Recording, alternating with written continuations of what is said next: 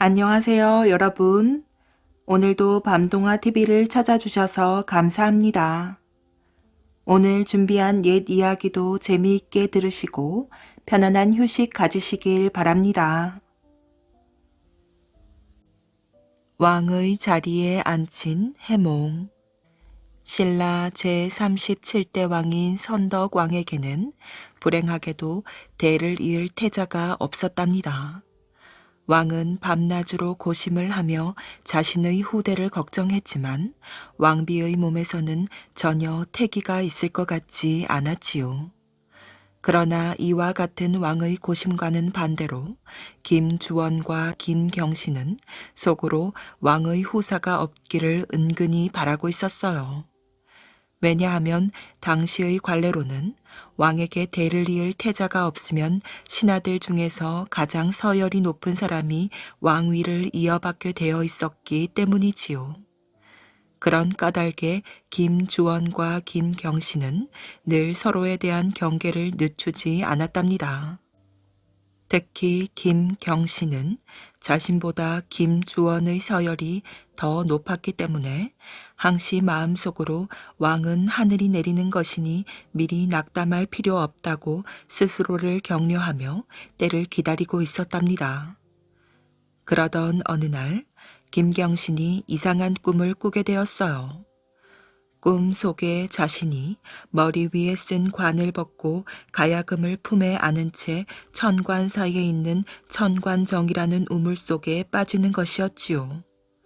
꿈에서 깨어난 김경신은 도성에서 유명하다는 점쟁이를 집으로 불러 해몽을 부탁했답니다. 김경신의 말을 들은 점쟁이는 어두운 표정으로 먼저 양해를 구하였어요. 나리, 먼저 제가 무슨 말을 하더라도 너그러이 받아주시겠다고 약속해 주십시오. 김경신은 말없이 고개를 끄덕였지요. 우선 나리께서 관을 벗으셨다는 것은 관직에서 물러난다는 것을 의미하고 가야금을 품에 안았다는 것은 큰 칼, 즉 형구를 목에 차는 형국이니 벌을 받으신다는 뜻이며 마지막으로 천관정에 빠진다는 것은 옥에 갇힌다는 뜻이옵니다. 점쟁이의 해몽을 듣고 있던 김경신의 얼굴에 짙은 그늘이 드리워졌어요. 어떻게 이 흉사를 피해갈 길은 없겠는가? 김경신의 말에 점쟁이는 그저 입을 다물고 묵묵히 앉아있기만 하였지요. 알았다. 내 자네에게 부탁하느니 오늘 자네와 내가 나눈 얘기를 어느 누구에게도 발설해서는 안 된다. 알겠느냐? 예, 나리 명심하겠사옵니다. 점쟁이가 돌아간 후 김경신은 상심하여 자리에 알아눕고 말았답니다. 집안 식구들이 무슨 일이냐고 아무리 물어도 그는 입을 다문 채 얘기하지 않았지요. 다만 부인에게만 점쟁이와의 일을 얘기했는데 공교롭게도 부인의 몸종이 문 밖에서 이 얘기를 엿듣고는 소문을 내고 말았어요. 도성에 그러한 소문이 나돌자 김경신은 몸이 아프다는 핑계로 아예 문 밖 출입을 하지 않고 입골도 하지 않았답니다. 소문을 들은 김주원은 속으로 쾌재를 부르며 그것이 하늘의 뜻이라고 여기고 호시탐탐 왕위를 노리고만 있었답니다. 김경신이 자리 보전을 하고 누운 지 며칠이 지나서였어요. 아찬 벼슬을 한 여삼이라는 자가 그의 집으로 찾아와 만나기를 청하였지요. 김경신은 생전 처음 들어보는 이름인데다가 아무도 만나고 싶지 않아 그냥 돌아가라고만 전했답니다. 그러나 여삼은 다음 날도 찾아와 김경신을 만나기를 청했고 그 다음 날도 만나줄 것을 간청하였어요.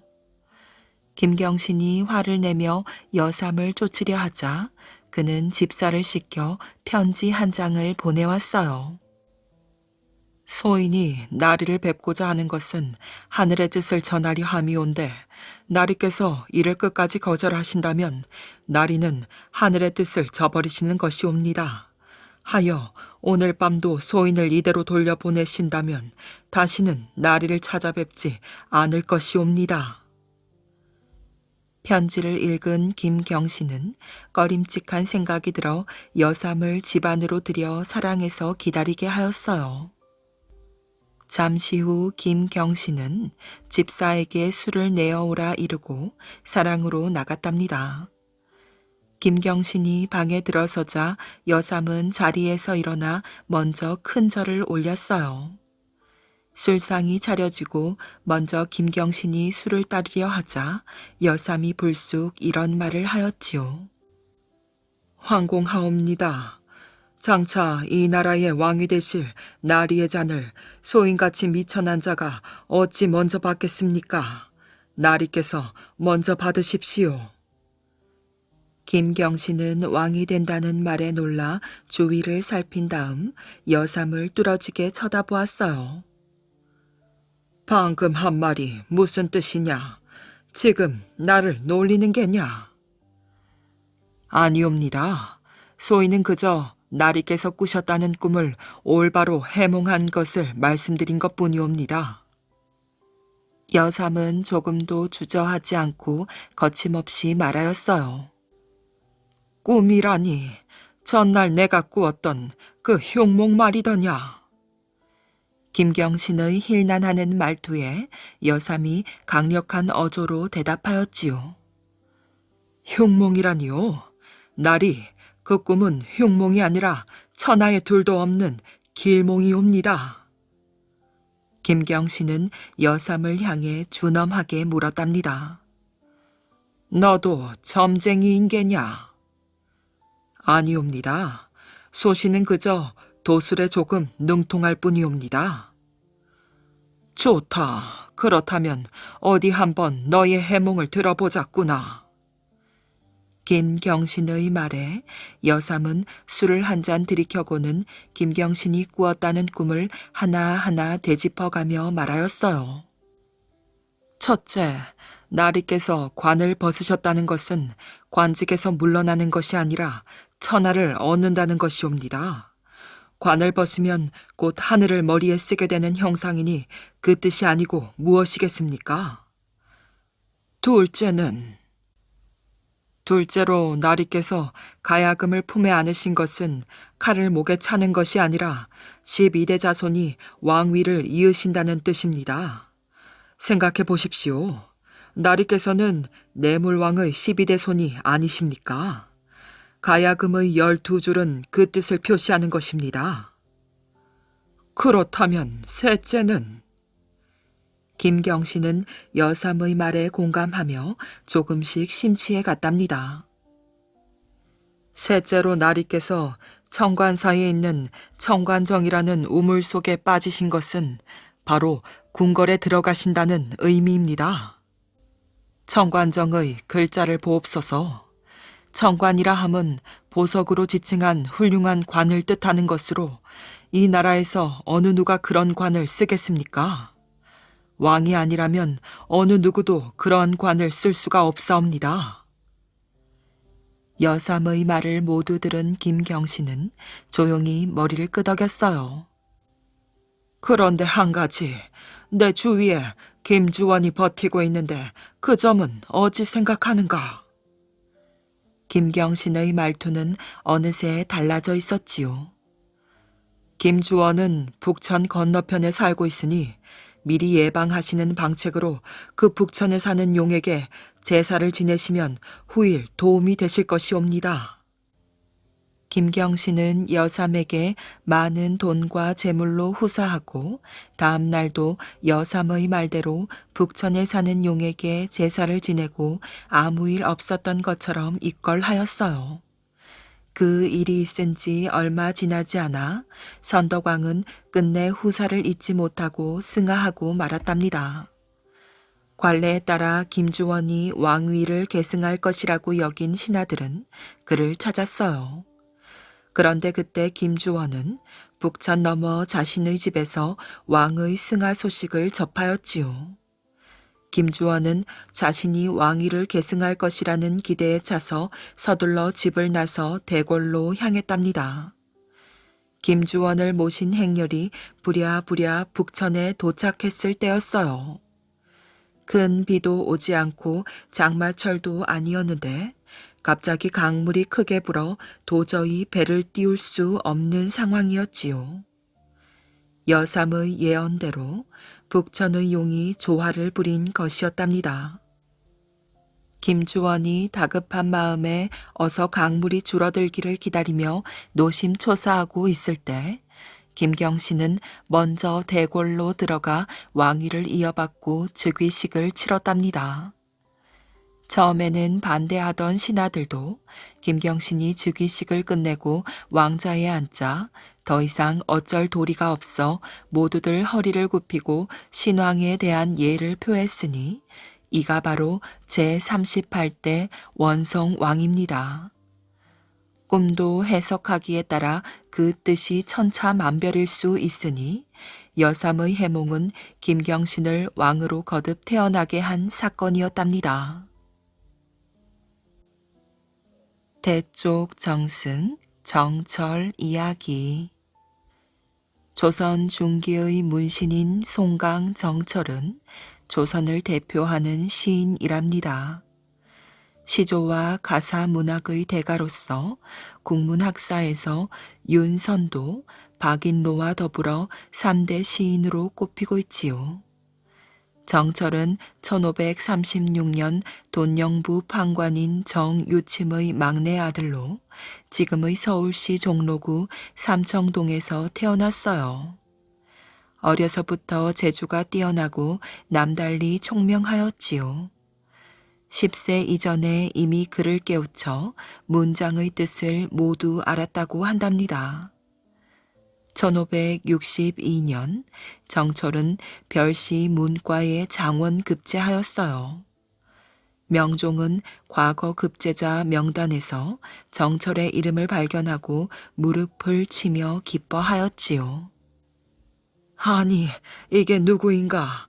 장원 급제자가 정철이로구나. 정철은 명종의 어린 시절 친구였어요. 명종은 정철을 아끼고 신임하였지요.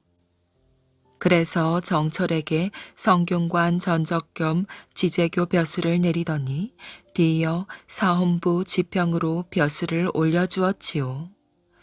얼마 뒤 명종의 친척 형인 경양군이 처갓집 재산을 탐내어 자기 처남을 죽인 사건이 벌어졌답니다. 경양군은 감옥에 갇혀 사형을 당할 위기에 처하였어요. 명종은 사형을 막아보려고 정철을 은밀히 대궐로 불렀지요. 그때 정철은 법을 다루는 사헌부 지평 벼슬에 있었거든요. 경양군은 내가 아끼는 친척 형이다. 그가 죄를 짓긴 했지만 사형만은 면하게 해다오. 정철이 단호하게 말하였어요. 그건 아니 됩니다. 아무리 경양군이 전하에 가까운 친척이라도 국법을 어길 수는 없습니다. 정철은 명종의 부탁을 그 자리에서 거절하였어요. 그리고는 국법대로 경양군에게 사형 판결을 내려 처형시켜 버렸답니다. 명종은 노발대발하였지요. 내가 그렇게 간절히 부탁했는데도 끝내 처형을 시키다니 이제는 꼴도 보기 싫구나. 명종은 정철을 지방관직으로 내려 쫓아버렸답니다. 그래서 정철은 한동안 현감, 도사 등의 벼슬을 전전하였지요. 정철은 대쪽 같은 성품이라서 불의를 보면 참지 못하였어요. 할 말이 있으면 반드시 입을 열어 말했고 아무리 친한 사이라도 허물이 있으면 용서하지 않았지요. 그래서 조정에는 정철을 미워하는 정적들이 많이 있었답니다. 정철은 여러 벼슬을 거친 뒤 1580년 강원도 관찰사가 되었어요. 이때 그는 강원도에 1년 동안 머무르며 관동 팔경을 두루 돌아보아 주옥 같은 작품을 남겼답니다. 그것이 바로 가사문학의 대표작인 관동별곡과 시조 훈민가 심육수랍니다. 강원도 관찰사에 이어 전라도 관찰사, 도승지, 예조 참판, 함경도 관찰사, 예조 판서, 대사원 등을 지낸 정철은 1585년 벼슬을 그만두고 창평 시골집으로 돌아갔답니다. 그리고 자연과 벗하면서 4년 동안 창작에 몰두하였지요. 이 시절에 사미인곡, 송미인곡 등의 가사와 시조, 한시 등을 썼답니다. 정철의 가사 문학은 우리말의 아름다움을 살린 걸작이라는 평을 받고 있고 그의 시조 107수도 시조 문학의 으뜸 자리를 차지하고 있지요. 1589년 정여립의 모반 사건이 일어나자 정철은 우의정에 올라 그 사건의 취조관이 되었답니다. 그리고 좌의정이 되어 1591년 혼자 광해군의 세자 책봉을 건의했다가 선조의 노여움을 샀답니다. 선조는 광해군이 아니라 신성군을 세자로 세울 생각이었거든요. 이 일로 정철은 벼슬에서 쫓겨났고 명천, 강계 등지로 유배 생활을 하였어요. 유배 생활이 끝난 것은 임진왜란이 일어난 1592년이었어요. 선조는 의주를 향해 피난을 떠났는데 개성에 들렀을 때 백성들이 모인 자리에서 위로의 말을 건네었답니다. 그런데 그 자리에서 노인들이 한 목소리로 이렇게 청한 것이었어요. 전하, 정철 정승을 유배에서 풀어주어 나라 일을 맡기십시오. 호호, 그래. 나한테는 충신 정철이 있었지. 여봐라, 정철 정승을 유배에서 풀어주고 내가 있는 곳으로 달려오라 이르라. 선조의 명으로 정철은 귀양사리에서 풀려났고 평양에서 왕을 맞이하여 의주까지 호위를 하였답니다. 그 뒤 정철은 제찰사가 되어 남쪽으로 내려가 기호, 호남 지방을 둘러보았고 사은사가 되어 명나라를 다녀오기도 하였지요. 1593년 정적들의 모함으로 벼슬에서 물러난 정철은 강화도에 들어가 조용히 살았답니다. 31년 전 관직에 첫 발을 내디딘 이래 정승 자리에까지 올랐지만 그의 생활은 입에 풀칠하기도 힘들었어요. 재물을 탐내지 않고 평생을 청렴결백하게 살아왔기 때문이에요. 그의 12월 18일 정철은 58세의 나이로 세상을 떠났답니다. 문학가로 뛰어난 업적을 남겼지만 평생 정치인으로 지냈기에 파란만장한 생애를 살아온 셈이었지요. 저서로는 시문집, 송강집과 시가작품집, 송강가사 등이 있답니다. 젊은 영의정 이준. 구성군 이준은 조선 초기의 왕족으로 세종의 넷째 아들인 임영대군의 아들이랍니다. 세조 9년인 1463년 구성군으로 봉해졌는데 어려서부터 무예가 뛰어나 세조가 특별히 귀여워하였지요. 그는 1466년 무과에 장원급제하였고 이듬해 5월 이시해가 난을 일으키자 함경, 강원, 평안, 황해의 사도병마 도총사에 임명되었어요. 이시해는 경응진 병마 절제사, 회령 부사 등을 지낸 함경도 길주 출신의 호족이었어요. 세조가 즉위하여 중앙에서 함경도 지역에 지방관을 파견하자 이에 불만을 품고 반란을 일으켰어요. 반란군은 길주, 함흥을 점령하는 등 초반에 그 기세가 대단하였어요. 세조는 자신이 직접 토벌에 나서려다가 조카인 구성군을 관군 총사령관에 앉혔답니다.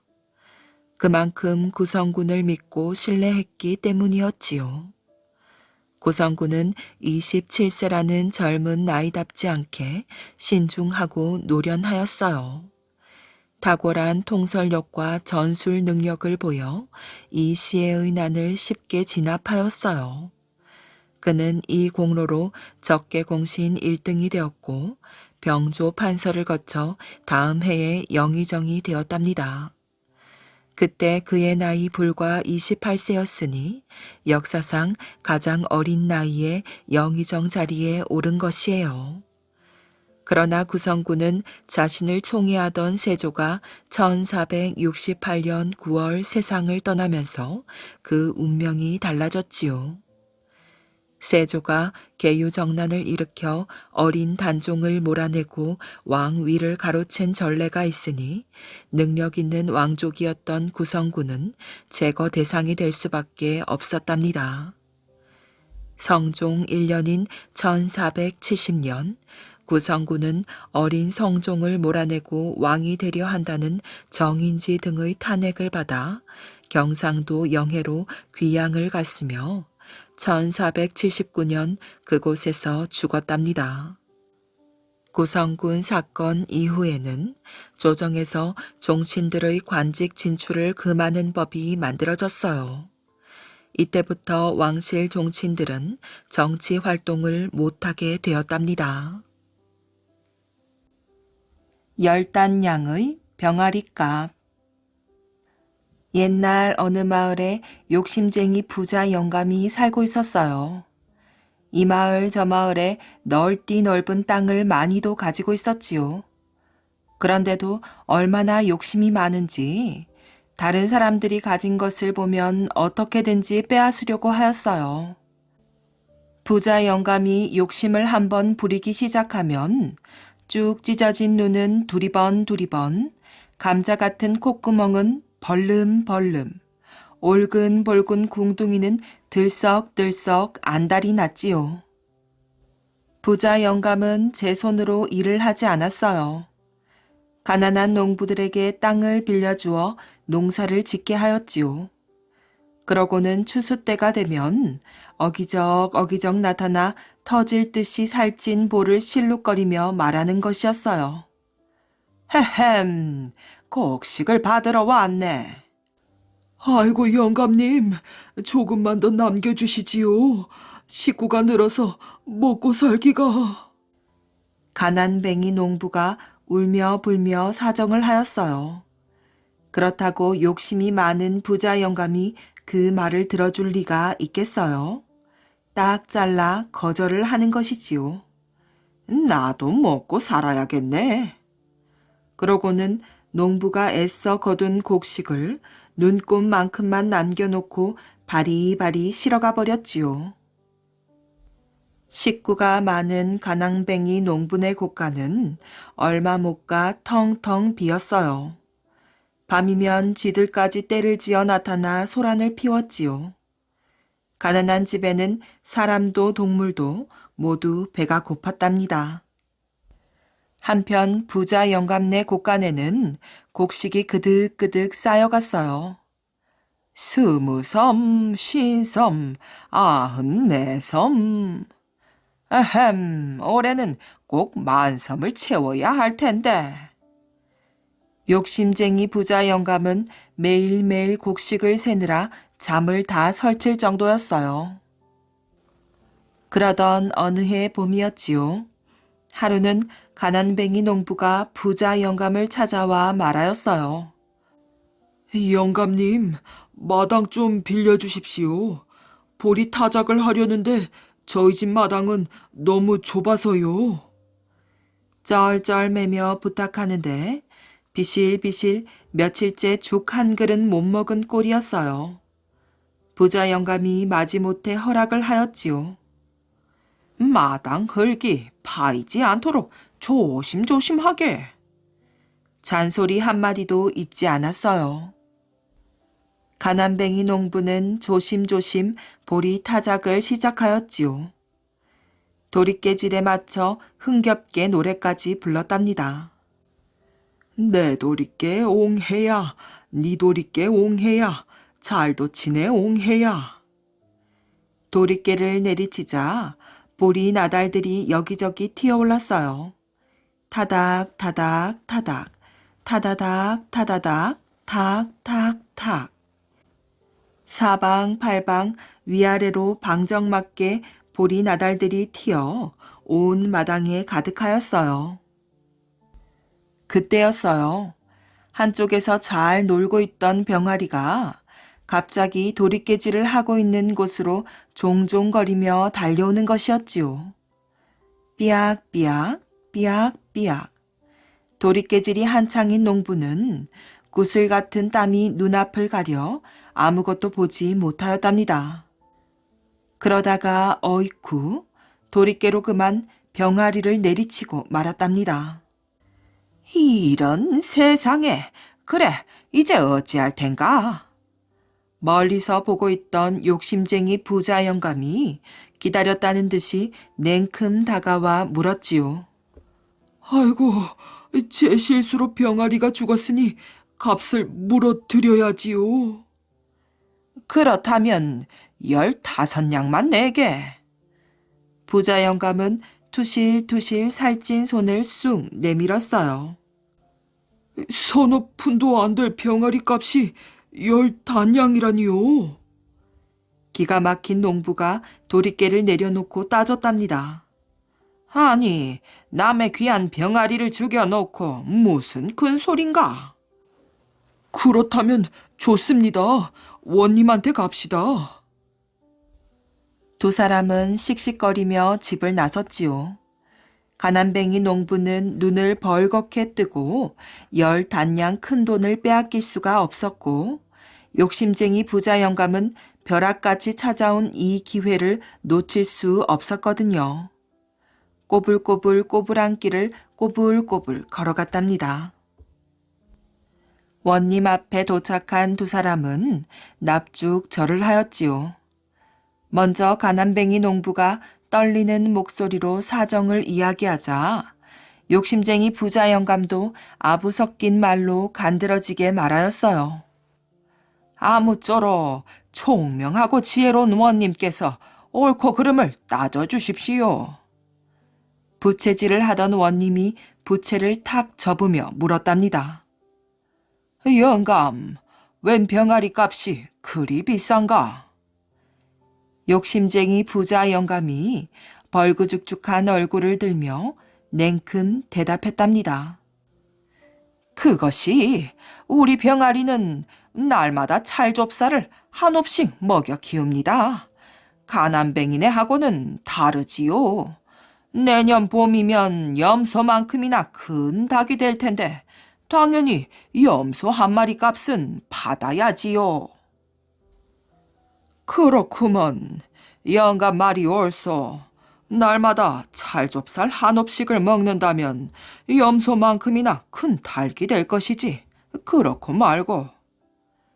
원님이 부채를 들어 무릎을 탁 쳤답니다.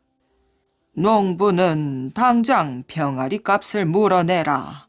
오늘 중으로 10단냥을 가져와야 할 것이다. 그렇지 않으면 남의 소중한 재산을 축낸 값으로 큰 벌을 받을 것이야. 농부는 집으로 가다 말고 마을 고갯마루에 멈춰 서서 자신의 오두막집을 물끄러미 내려다보았어요.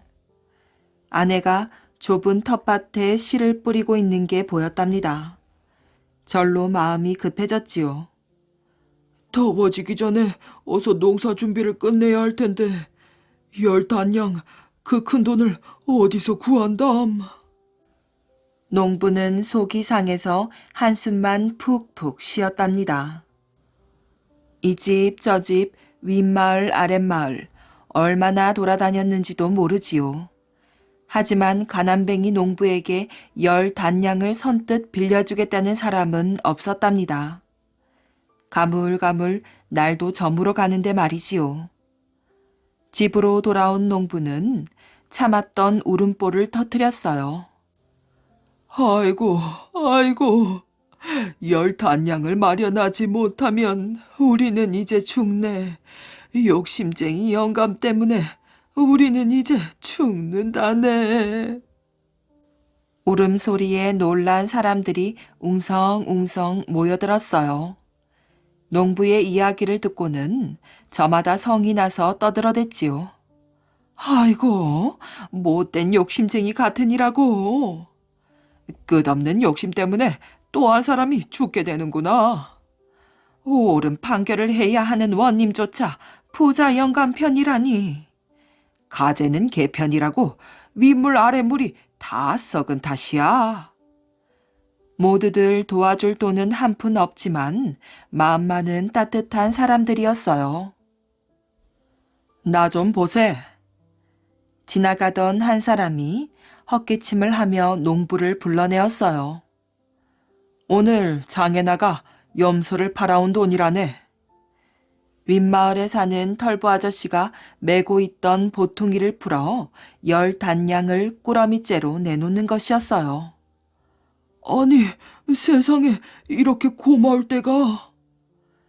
농부와 아내가 울먹이며 돈을 받았답니다. 돈보다는 사람이 먼저 살아야지. 안 그런가? 마을 사람들까지도 털보 아저씨에게 고맙다고 인사를 하였지요. 농부는 털보 아저씨가 빌려준 돈을 가지고 집을 나섰답니다. 마을 사람들도 줄지어 따라 나섰지요. 꼬불꼬불 꼬불한 길을 꼬불꼬불 걸어갔어요. 하얀 저녁달이 뜰 무렵에야 농부는 원님 앞에 섰답니다. 돈을 구하느라 늦었습니다. 농부는 납죽 절을 하고는 돈꾸러미를 부자 영감에게 건네었어요. 짤그락짤그락 돈을 만지는 부자 영감의 입이 해벌어져서 찢어질 지경이었지요. 그 광경을 본 원님이 다시 부자 영감에게 물었답니다. 병아리한테 날마다 찰좁쌀 한 옵씩을 먹인다면 내년 봄까지는 얼마나 들겠는가? 그야 한섬가웃은 되겠지요.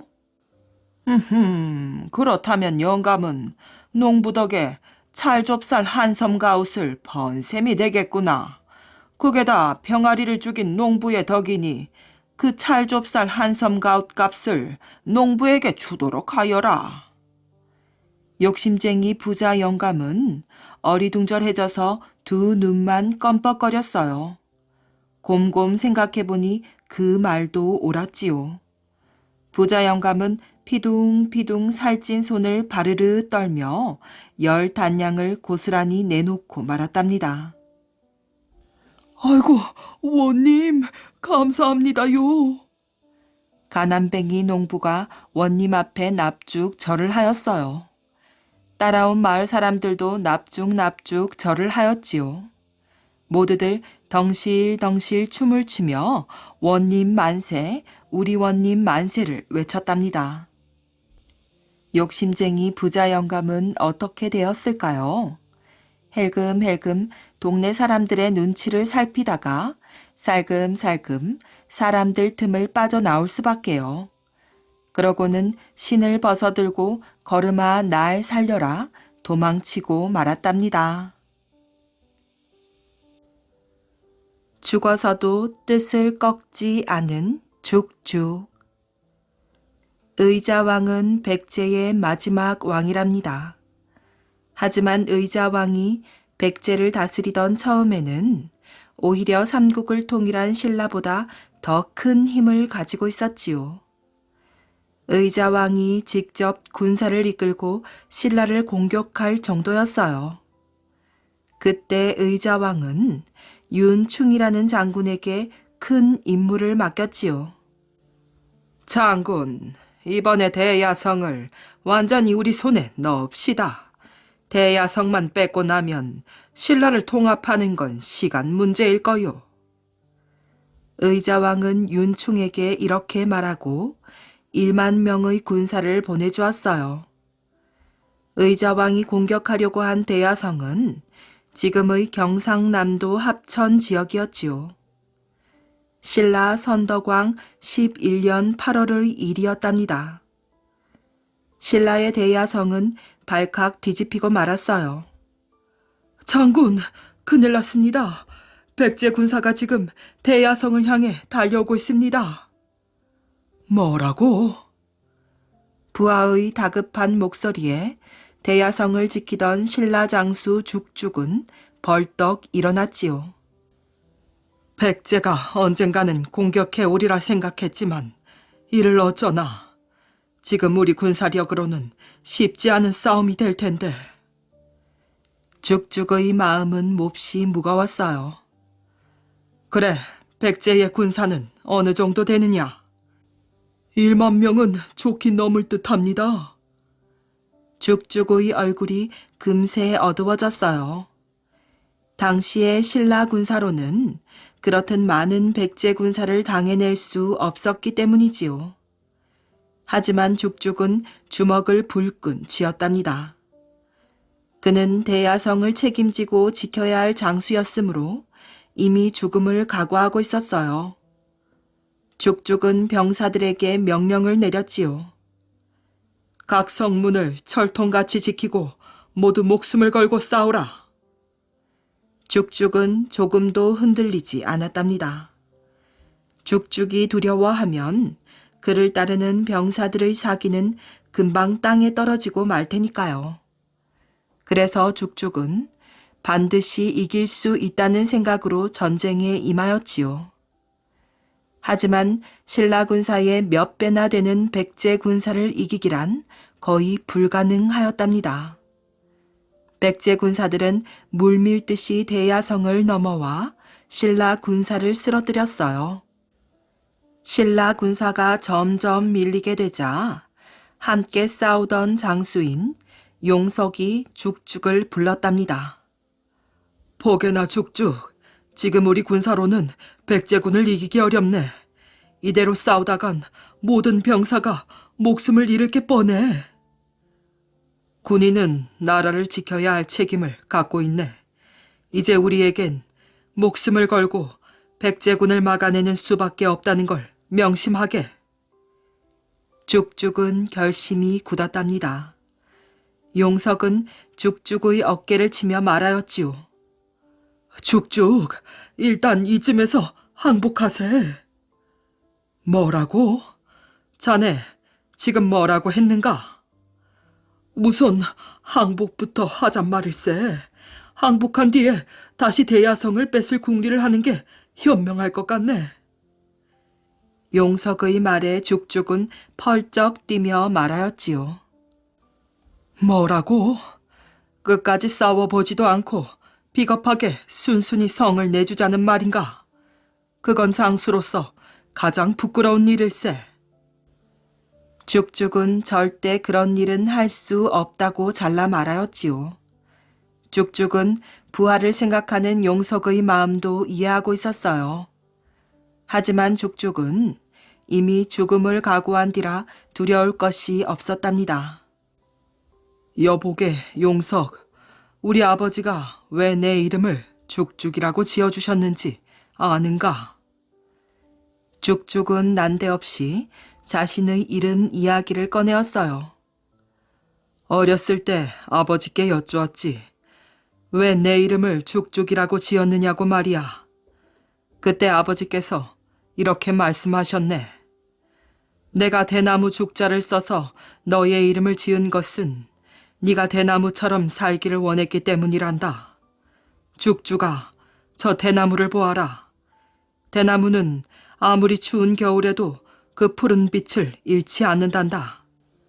그리고 늘 저렇게 곧은 자세로 서 있으니 본받을 만하지 않느냐 하고 말일세. 죽죽의 말을 들은 용석은 눈물을 뚝뚝 흘렸답니다. 그러니 내 어찌 죽음을 두려워하여 항복할 수 있겠는가? 아버지께서 지어주신 이름처럼 장수의 본분을 지켜 끝까지 싸우다 가겠네. 죽죽은 다시 백제군과 맞서 싸웠어요. 하지만 대야성은 백제군에 완전히 점령당하고 말았답니다. 끝까지 용감하게 싸우던 죽죽은 전사하고 말았지요. 고든 대나무처럼 한결같은 충성심으로 끝까지 최선을 다해 싸운 것이에요. 이 소식이 전해지자 신라의 왕은 죽죽에게 진골이라는 왕족의 골품을 내려주었어요. 그리고 그의 가족들을 왕이 있는 곳으로 불러 오랫동안 극진히 대접하였지요. 경상북도와 충청북도의 경계 지역에 중령이라는 제가 있답니다. 이 고갯길은 바로 장수 죽죽이 닦은 길이에요. 그래서 그의 이름을 따서 중령이라고 부른답니다. 옷 갈아입는 고개. 전라북도 부안군 변산반도 남쪽에 있는 내소사에서 청려남을 향해 가다 보면 중간쯤에 벽송선사가 거처했다는 절터가 나온답니다.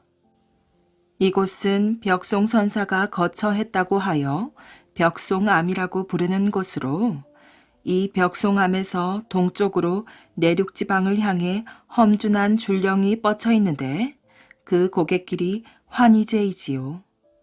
환의제란 옷 갈아입는 고개라는 뜻으로 거기에는 이런 전설이 전해지고 있답니다. 조선시대에 있었던 일이지요. 환의제의 바위 위에 한 스님이 돌부처처럼 앉아 누구를 기다리는지 언제까지나 미동도 하지 않고 있었어요. 이때였답니다.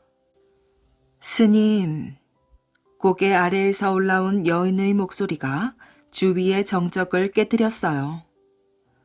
어머니, 여깁니다. 돌부처같이 앉았던 스님이 조용하고 나직한 목소리로 대답을 하였어요.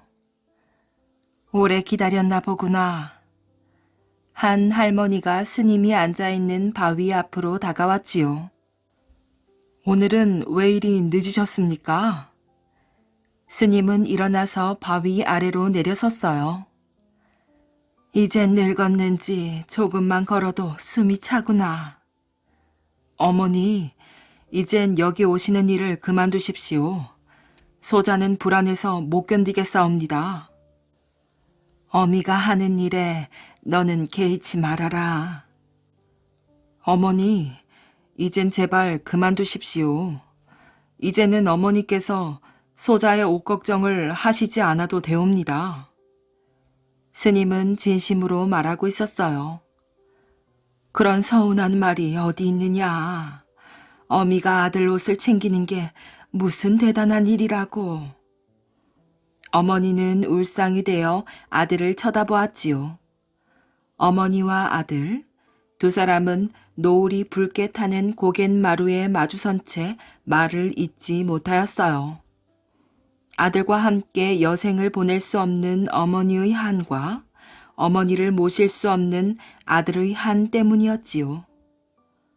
어머니, 차라리...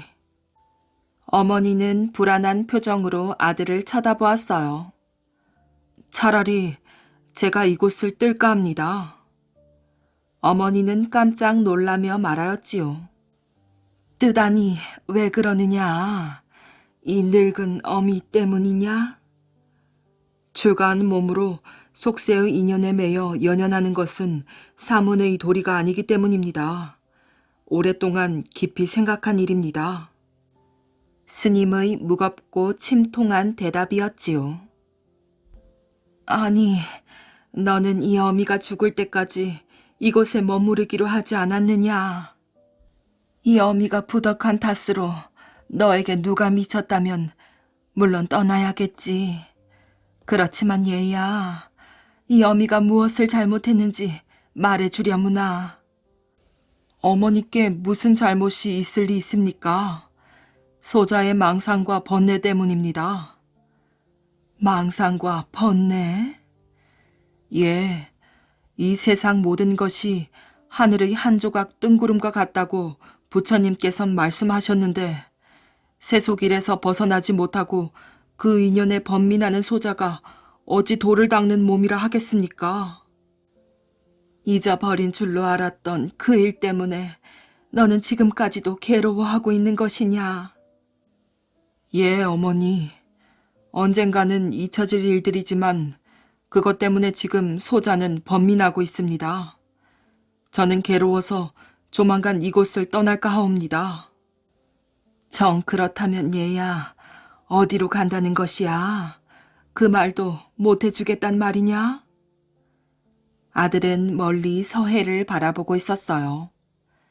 형언할 수 없는 애정과 연민에 가득 찬 시선으로 아들을 응시하던 어머니는 어느덧 두 손을 모아 합장하고 있었지요. 아들아, 어디로 가느냐?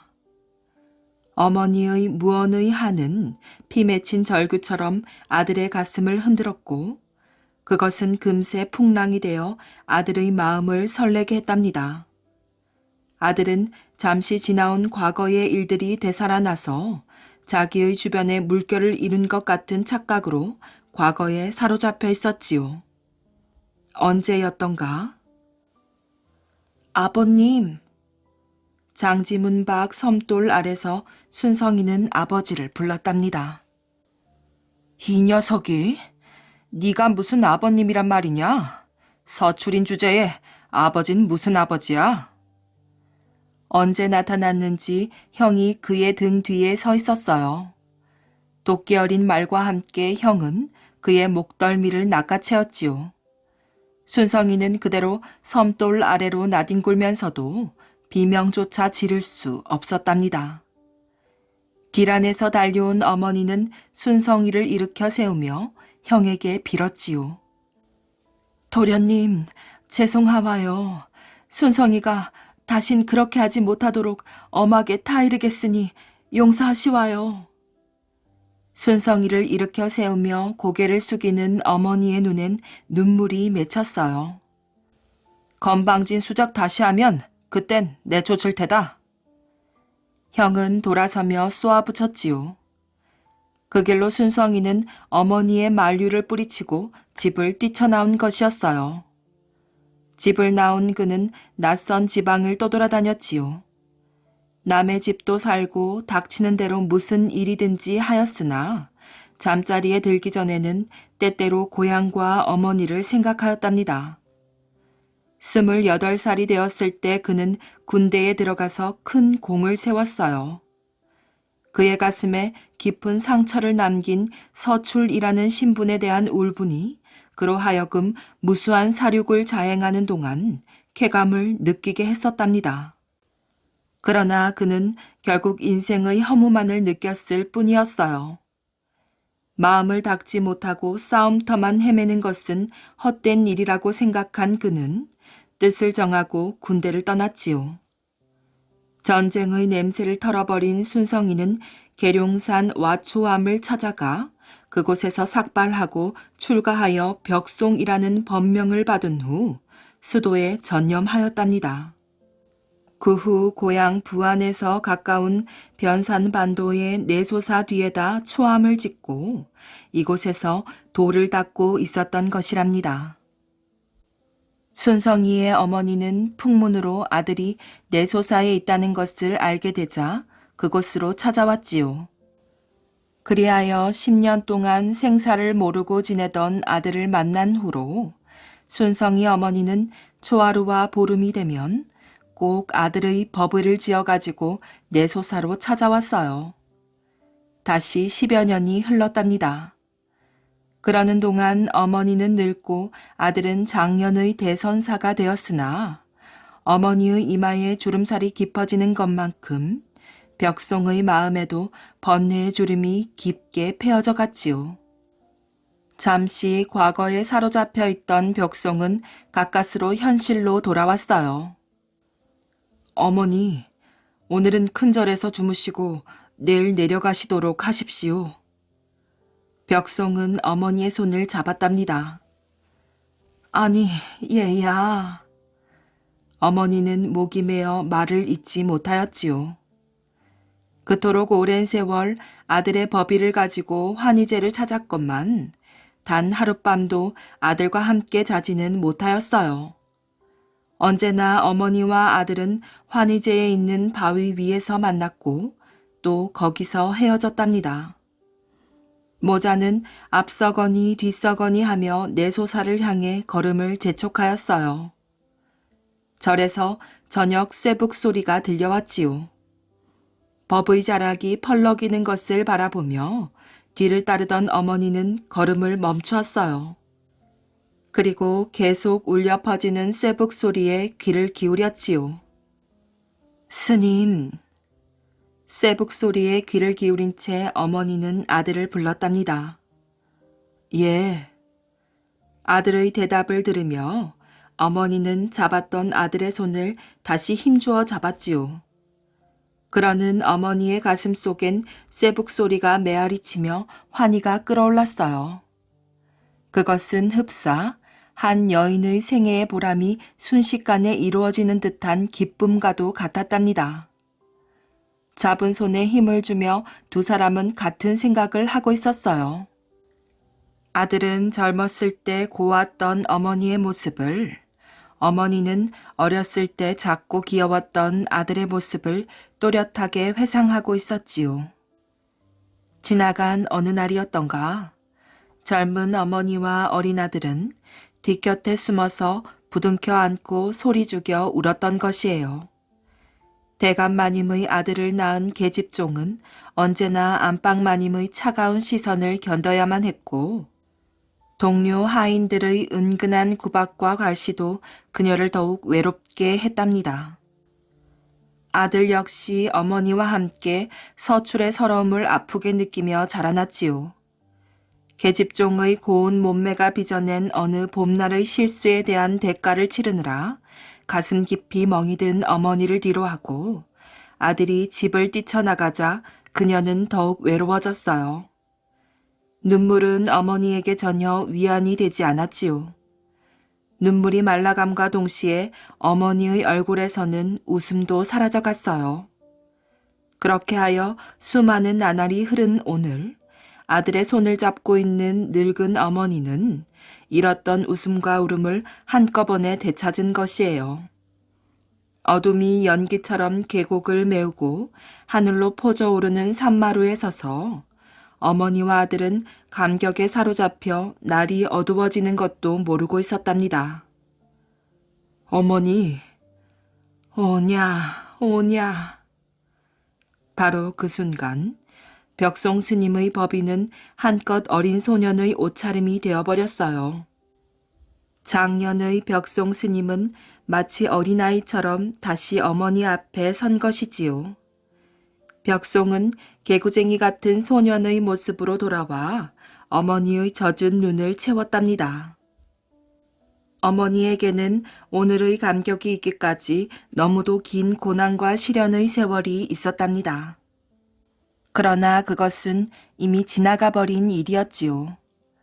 벅찬 감격의 현재만이 영원으로 이어지는 것 같았어요.